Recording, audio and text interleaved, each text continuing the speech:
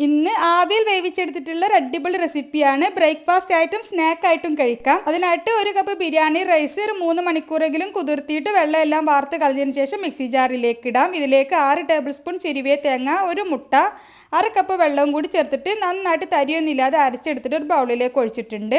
Mixie ജാറിലേക്ക് ഒരു 2 table spoon വെള്ളം കൂടി ചേർത്തിട്ട് അതും കൂടി മാവിലേക്ക് ഒഴിച്ചു കൊടുക്കാം. എന്നിട്ട് നന്നായിട്ട് മിക്സ് ആക്കിയതിന് ശേഷം നമുക്കിതൊന്ന് അടച്ച് വെച്ച് മാറ്റി വെക്കാം.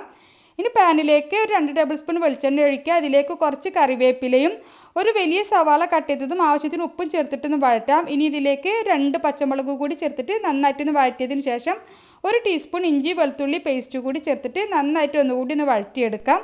ഇനി പൊടികളായിട്ട് 1/4 ടീസ്പൂൺ മഞ്ഞൾപ്പൊടി, അര ടീസ്പൂൺ വീതം മുളക് പൊടിയും ഗരം മസാലയും, പിന്നെ 1/4 ടീസ്പൂൺ വലിയ ജീരകം പെരിഞ്ജീരകത്തിൻ്റെ പൊടി കൂടി ചേർത്തിട്ട് നന്നായിട്ടൊന്ന് വഴറ്റിയതിന് ശേഷം ഇതിലേക്ക് ഒരു കപ്പ് ഫ്രൈ ചെയ്തെടുത്തുള്ള ചിക്കനാണ് ചേർത്തിട്ടുള്ളത്. മുളക് പൊടി, മഞ്ഞൾപ്പൊടി, ഉപ്പും ചേർത്തിട്ട് ഫ്രൈ ചെയ്തതാണ്. ചിക്കൻ ചേർത്തിട്ട് നന്നായിട്ട് മിക്സ് ആക്കിയതിന് ശേഷം കുറച്ച് മല്ലിയില കൂടി ചേർത്തിട്ട് ഒന്ന് മിക്സ് ആക്കിയെടുക്കാം. ഇനി മാവിലേക്ക് ആവശ്യത്തിന് ഉപ്പ് ചേർത്തിട്ട് ഒന്ന് മിക്സ് ആക്കാം. ഇഡ്ഡലി തട്ടിലാണ് വേവിക്കുന്നത്, അപ്പോൾ കുറച്ച് ഓയിൽ ബ്രഷ് ചെയ്ത് കൊടുക്കാം ഇഡ്ഡലി തട്ടിൽ. ഇനി ഓരോ കുഴിയിലും 1/4 ഭാഗം മാത്രം മാവ് ഒഴിച്ചു കൊടുക്കുക. അതിന് മുകളിലേക്ക് ഒരു 1-1.5 ടേബിൾ സ്പൂണ് ചിക്കൻ്റെ ഫില്ലിംഗ് ഇട്ട് കൊടുക്കാം.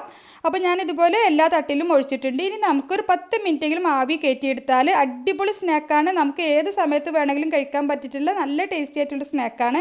ട്രൈ ചെയ്ത് നോക്കണേ.